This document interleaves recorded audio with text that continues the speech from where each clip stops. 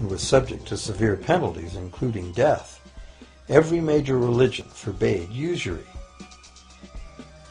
Most of the arguments made against the practice were moral. It was held that money's only legitimate purpose was to facilitate the exchange of real goods and services. Any form of making money from simply having money was regarded as the act of a parasite or of a thief. However, as the credit needs of commerce increased, the moral arguments eventually gave way to the argument that lending involves risk and loss of opportunity to the lender, and therefore attempting to make a profit from lending is justified. Today, these notions seem quaint. Today, the idea of making money from money is held as an ideal to strive for. Why work when you can get your money to work for you? However, in trying to envision a sustainable future, it's very clear that the charging of interest is both a moral and a practical problem. Imagine a society and economy that can endure for centuries because, instead of plundering its capital stores of energy, it restricts itself to present-day income. No more wood is harvested than grows in the same period. All energy is renewable: solar, gravitational, geothermal, magnetic, and whatever else we discover. This society lives within the limits of its non-renewable resources by reusing and recycling everything, and the population just replaces itself. Such a society could never function using a money system utterly dependent on perpetually accelerating growth. A stable economy would need a money supply at least capable of remaining stable without collapsing. Let's say the total volume of this stable money supply is represented by this big circle. Let's also imagine that moneylenders must actually have existing money to lend. If some people within this money supply begin systematically lending money at interest, their share of the money supply will grow. If they continually re-loan at interest all the money that gets paid back, what's the inevitable result? Whether it's gold, fiat, or debt money doesn't matter. The moneylenders will end up with all the money. And after the foreclosures and bankruptcies are all filed, they'll get all the real property too.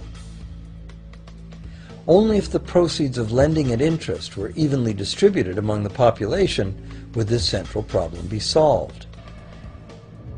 Heavy taxation of bank profits might accomplish this goal, but then why would banks want to be in business? If we were ever able to free ourselves of the current situation, we could imagine banking run as a non-profit service to society, dispersing its interest earnings as a universal citizen dividend, or lending without charging interest at all.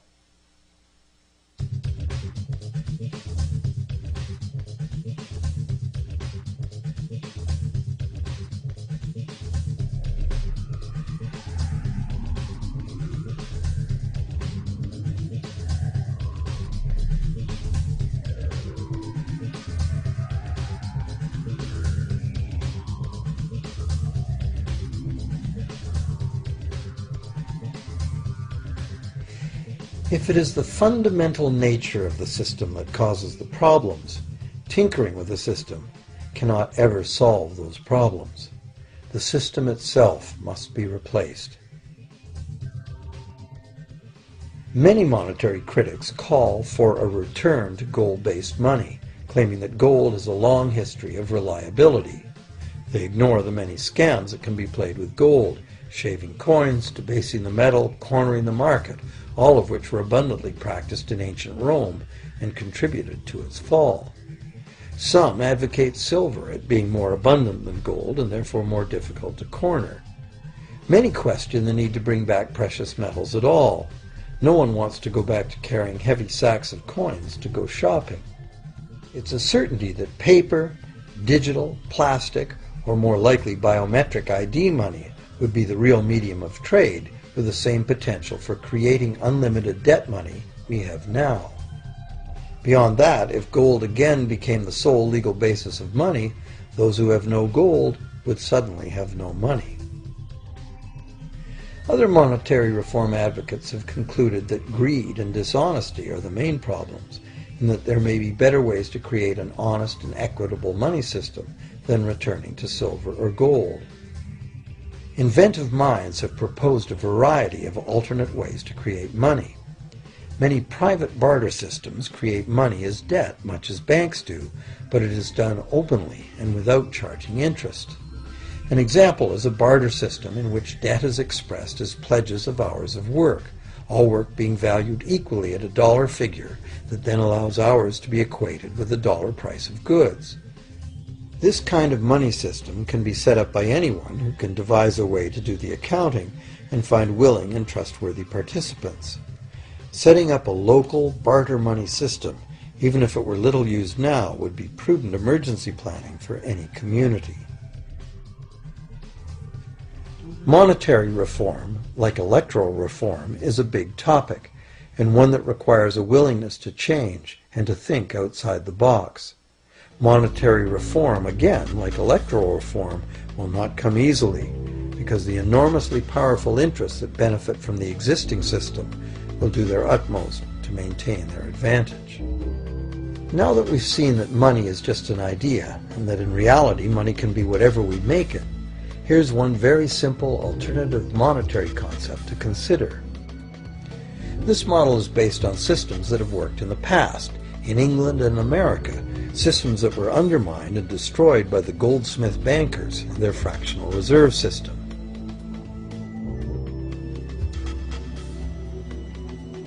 To create an economy based on permanent interest-free money, money could simply be created and spent into the economy by the government, preferably on long-lasting infrastructure that facilitates the economy, such as roads, railroads, bridges, harbors, and public markets.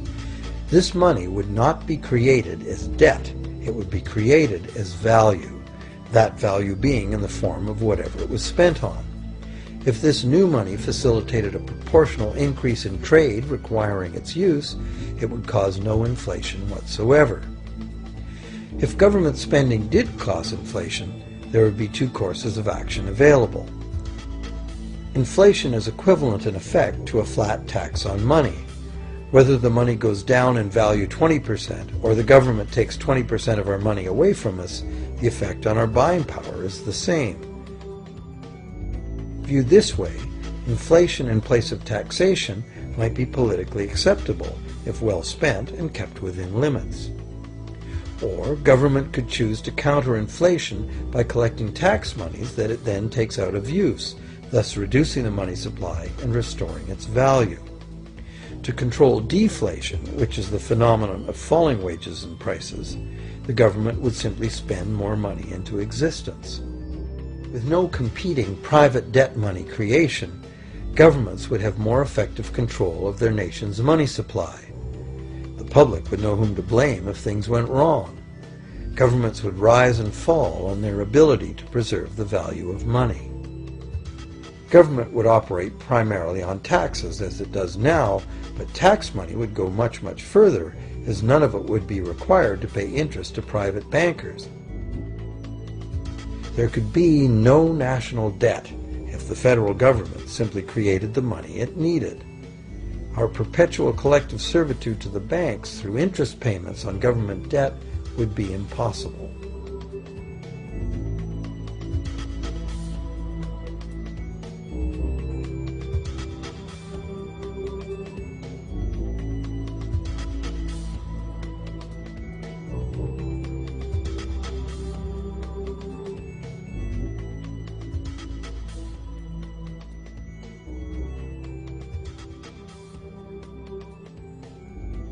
What we have been taught to believe as democracy and freedom has become in reality an ingenious and invisible form of economic dictatorship. As long as our entire society remains utterly dependent on bank credit for its supply of money, bankers will be in the position to make the decisions on who gets the money they need and who doesn't.